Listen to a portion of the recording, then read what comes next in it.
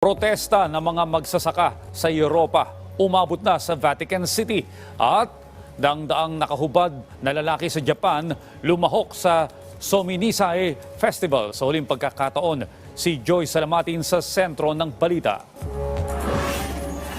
Umabot na sa Vatican City ang protesta ng mga magsasaka sa Europa. Dinala ng mga magsasaka ang kanilang mga alagang baka sa paligid ng St. Peter's Square habang nananalangin ng Angelus si Pope Francis. Kasama sa panalangin ng Santo Papa ang kapayapaan sa Sudan at Mozambique. Mula noong Enero, nagsasagawa na ng maliit na mga pagkilos ang mga magsasaka sa Italia dahil sa pagbaba ng kanilang kita at patuloy na pagtaas ng kanilang mga gastusin.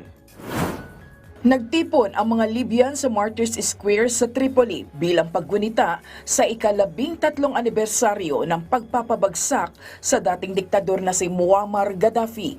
Sa kabila ng political division, malubhang sitwasyon ng ekonomiya at nagpapatuloy na kaguluhan, nananatili pa ring positibo ang mga Libyan na magpapatuloy ang kanilang determinasyon na magkaroon ng isang demokratiko at sibil na estado. Taong 2011 nang mapatay ang diktador na si Muammar Gaddafi sa isang putukan. Ito rin ang naging hudyat ng pagtatapos ng kanyang pamumuno sa loob ng higit 4 na dekada. Daan-daang nakahubad na lalaki ang nagsagawa ng ritual sa Japan. Bahagi ito ng Sominsay Festival kung saan naglalaban ang mga kalahok sa isang bag ng kahoy na may anting-anting.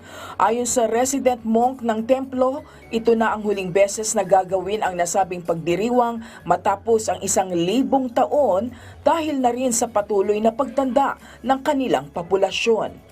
Joy Salamatin para sa Telebisyon ng Bayan sa Bagong Pilipinas.